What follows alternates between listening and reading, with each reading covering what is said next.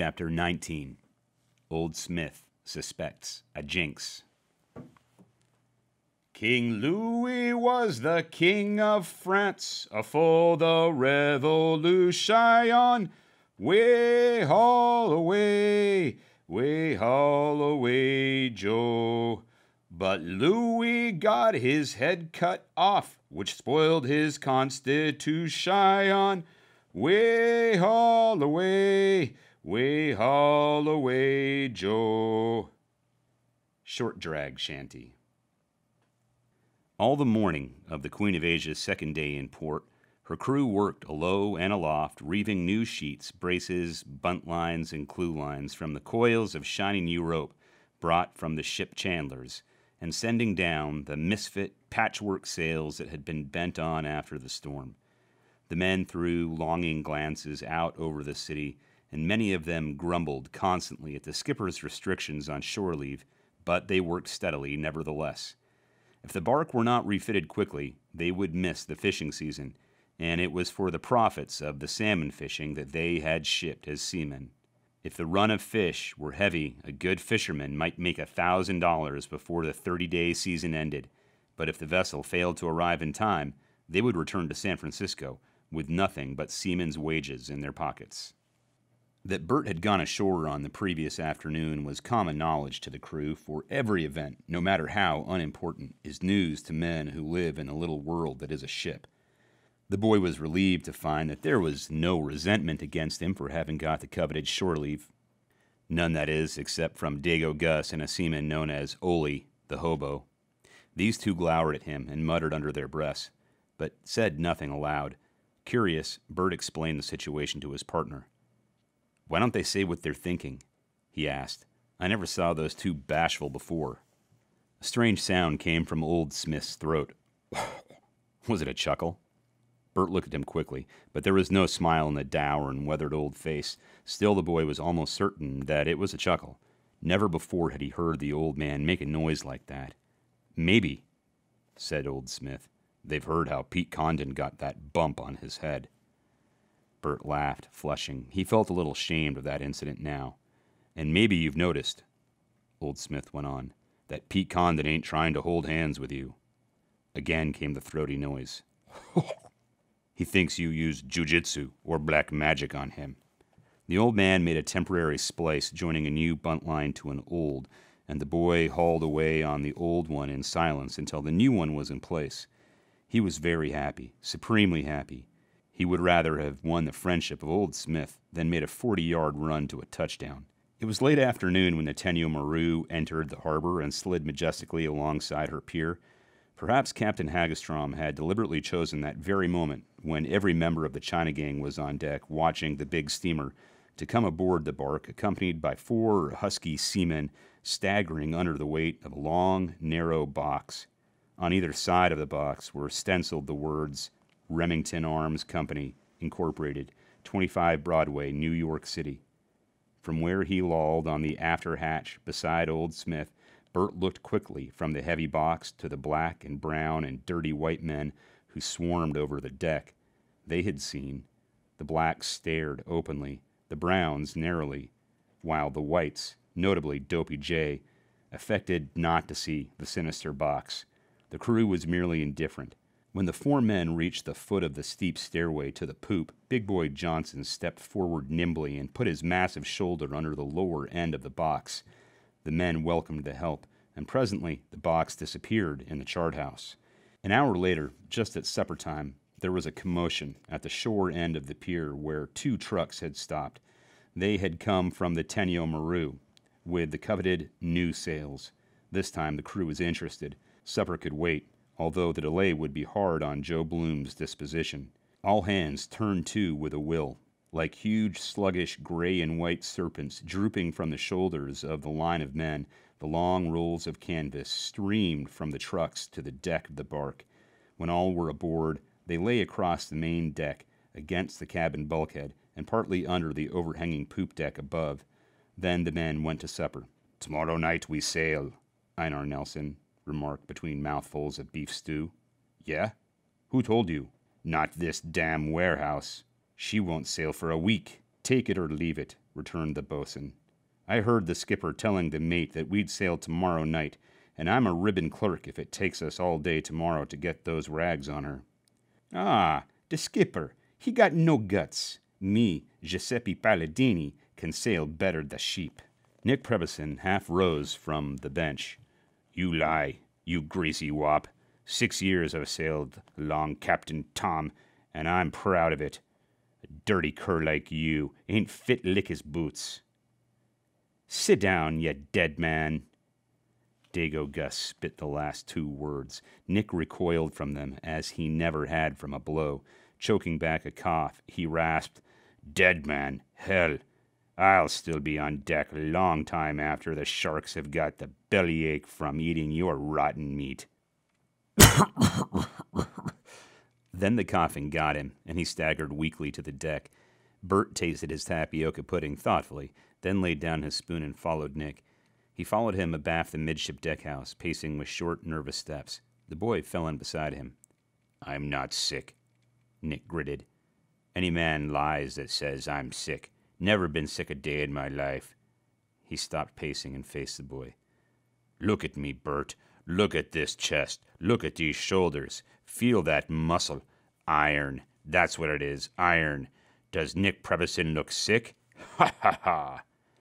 There was a catch in Bert's throat as he felt the man's biceps. Iron they were, and the whole stocky body was built of muscles as hard as the biceps. Nick's justifiable admiration of his own body had given him back his self-confidence, so that he did not need Bert's assurance that he certainly didn't look sick.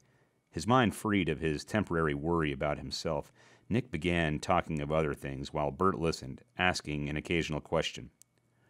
"Don't stay with the sea, boy," he advised. "This life is all right for the likes of me, but you've got brains. You stay on shore and learn a good trade or get you a farm. I learned a trade, sail making, but that's a dead trade now. My father taught me. He was German. My mother was Norwegian. They come to America when I was no bigger'n a rope end." "Yeah, get you a trade, Bert. Then you can stay along for your woman and kids like a man should. Or you might go into business. But that's no life for a man. Sitting in an easy chair, talking into a telephone and writing down the profits in books. That's work for women and soft men like Poker Gust. Now, he ain't no good as a mate, but he'd make a damn fine businessman." "Or gambler?" Bert smiled. "Nah, he wouldn't make a gambler in 1,000 years. He's got the love of gambling without the gift for it. But talking of men, you take Captain Tom Hagestrom. There's a man for you. The best ship's master that ever was, cursed with a crew of rotten Dagos." Bert refrained from pointing out that Dago Gus was the only Italian aboard. "Don't you go to sea," Nick went on, "but if you do, just you follow Captain Tom's wake and you won't go aground. And at that, I don't say that he wouldn't have been better off ashore. He knows more now about doctoring than that black-whiskered dope peddler aft there, and he knows more about astronomy and navigation than a college professor. He never sails close to the wind with his men, neither. You'll find him with the squared yards every time. He's a square-rigged man, Captain Tom is." Bert smiled to himself at Nick's eulogy of the skipper. If the captain needed a ballyhoo man or a publicity agent, he couldn't go far wrong in choosing Nick for the job, he thought, though to a considerable extent he shared Nick's faith in the master of the Queen of Asia. At length, saying that he had to gargle his throat, Nick entered the crew's quarters in the midship deckhouse. Bert walked aft. He knew what gargling his throat meant to Nick. Just inside the door to the lazarette, Bert paused by a packing box which constituted the bark's library and rummaged through the tattered volumes. He picked up book after book, only to toss it aside in disgust. The gifts of some well-meaning ladies' society, these books, intended, he supposed, to lift the moral tone of the seafaring man. There were Pollyanna books, several of the Elsie Dinsmore books, and sentimental novels of the 1890s, fine intellectual diet for steel-muscled, strapping sailors, hard-boiled he-men, men who had knocked around the 7 seas, rubbing constantly against the raw side of a life that was terribly real. Almost at the bottom of the box, the boy picked up a thick volume and glanced at it indifferently. The title on the cover had been entirely rubbed out. He looked inside and cried with joy. It was Les Miserables. Tucking his find securely under his arm, he dived into the box once more and came up with a soiled, battered, and dog-eared copy of The Three Musketeers. Lying on his bunk with his book held over the side under the glow of the dim electric light, he plunged, with a feeling of pleasure at meeting an old friend, into the story of Jean Valjean. The books he had brought with him from home were stories of the sea. 2 years before the mast, sailing alone around the world, under sail. And he speedily discovered that all of their former fascination was gone. The place to read about the romance of the sea, he decided, was in a comfortable chair before a fireplace on land, for there, he was beginning to suspect, was the only place that the romance of the sea existed. Now, still on board ship after a stormy passage, he wanted to read books about landsmen and houses, not about sailors and ships. After 2 hours of reading with little chance to change his position, the boy's body was stiff and his elbows sore. It would be pleasant to look at the stars and breathe the clean, warm night air for a while before he turned in. He climbed painfully out of his bunk, stretched to limber his cramped muscles, and went out to the main deck.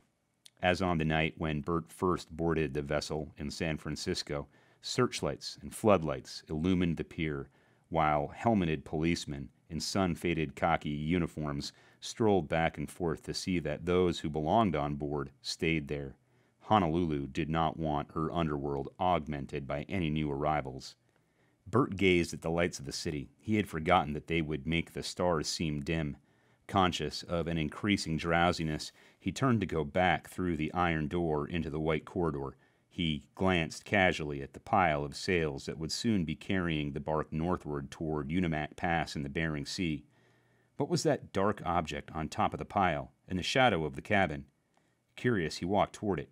A man, probably one of the China gang who preferred sleeping there to bunking in the stuffy 'tween decks. Couldn't blame him for that. Before Bert could turn back, the man sprang to his feet, stumbled off the sails, to fall prone on the deck, picked himself up in a flash, and was gone. Poor beggar, Bert thought.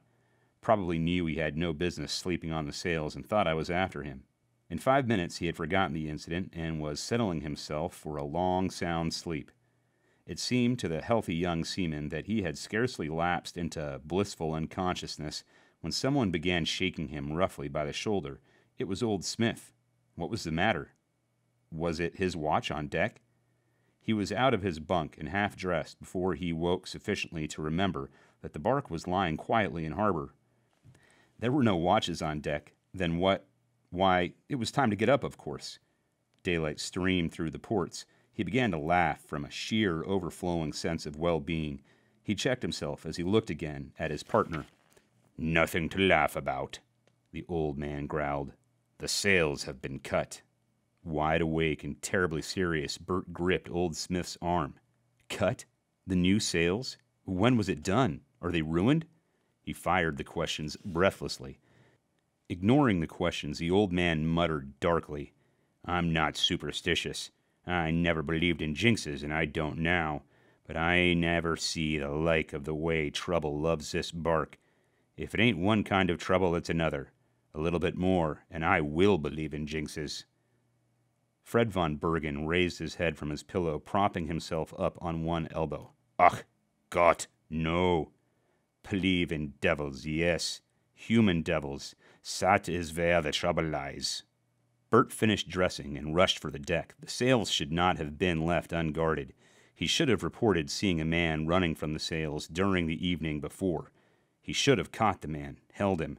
But getting the man would do little good if the damage was already done. The new sails, if they were slashed beyond repair, what then? It would take days, weeks to make new ones. Meanwhile, precious time would pass. They would never reach the cannery in time. Speed essential. The boy choked back a sob and burst through the iron door to the deck.